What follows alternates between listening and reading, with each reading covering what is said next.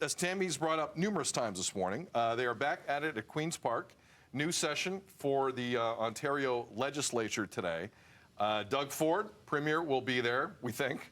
Marit Stiles, the leader of the official opposition from the NDP, will be there. We know Bonnie Cromby technically isn't going to be there because she, as Liberal leader, still does not technically have a seat as a sitting MPP, although the speculation with the Milton empty seat is growing by the day.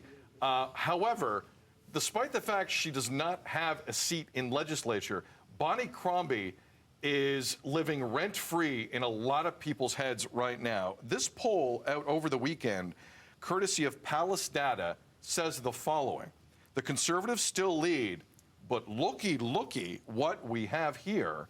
A party that doesn't have official party status right now in the Ontario legislature is 3 points back. Marit Stiles and the NDP, not 3 points back. Mike Schreiner's Greens are at 7%. But again, one of many polls that have come out here. There were a couple last week, too, that said the Conservatives still had a 7 to 8 point lead, which is where they've kind of been sitting at most of the time. But it does, Tammie, lend to kind of what we saw last week, where Doug Ford made not one but two announcements in terms of registering your car and licenses across the province, and also the future of any carbon tax. He was trying to kind of tie the hands of any future government, which you can't really do if you have a majority. But clearly, the people inside the Ford government are paying attention to certain numbers. And I find this fascinating considering how far the Liberals still have to go here politically. Yeah, and some people are saying as well that some of the announcements from last week are directly targeted to Bonnie Cromby when it comes to the referendum for carbon tax, for example. He's trying to tie her to the carbon tax that was put in place federally when she was a federal MP as well. So there is a lot that it seems like he's trying to dig at her. We'll see. My opinion, when I see the attack ads, I don't know if you've seen them on TV, but they have been running since, I want to say, December. I saw them a lot during NFL weekend. Yeah, I've been seeing them a lot more now. And yeah, I think that is a sign right there that the party is worried. Yeah. I mean, and these poll numbers showing that worry might not be misplaced. I mean, I think oftentimes with these kinds of poll numbers, especially when she's not holding the seat, it's not necessarily what she is doing, but it's what the Conservatives aren't.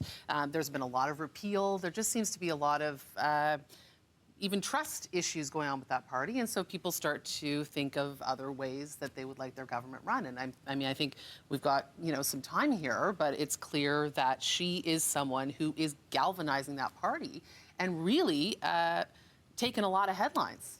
And these attack ads show that there needs to be a little bit of attention there.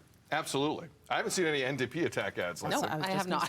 They're not spending money, and I'm a fan of Marit Stiles. I think she's an effective politician, but none of us have seen that. That's not where the funds for the Conservatives provincially are going.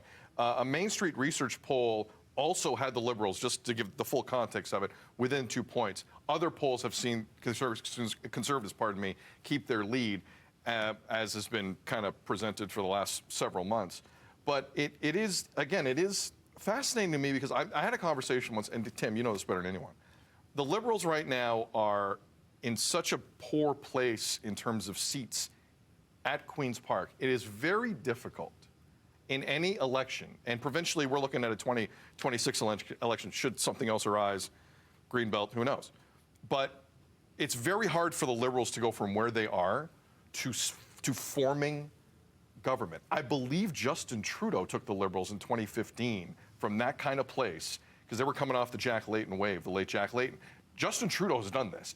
But it's very difficult to go from where they are to immediately you form a government, you are number one, you are the Premier or the Prime Minister, whatever it is. But it is obvious that Doug Ford, those announcements last week meant nothing. Any sitting government can just repeal all of what was done last week in a second. You cannot, that's not how our system works. Current governments cannot tie the hands of future governments like that. That's not how our system runs.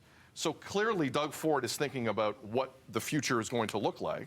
And some of the poll numbers here are rather concerning for a premier that did win more of a majority last time than he did when he got elected, but it was also the worst turnout in Ontario politics history. So we'll see. where this goes. Again, Queen's Park back at it today. Do you think people? Final question for the both of you. Do you think people see through that kind of stuff?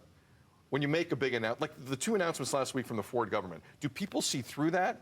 Or if you're the Ford government, do you like the headlines it creates and walk away from it in that aspect? I think people have a large awareness of timing. I think as we've seen, especially with this government, and the timing of announcements compared to then some revelations coming out, I think people are much more engaged in that than they were before. And I think they've become more engaged over the last little while because of some of the repeals and the controversies that we've seen. So everyone, not everyone, but there are some people who are keeping a closer eye and maybe just analyzing a little bit more than they were before. We'll see how often Bonnie Cromby's name comes up today at Queen's Park, someone who does not have a seat in the room. We'll have more on that tomorrow here on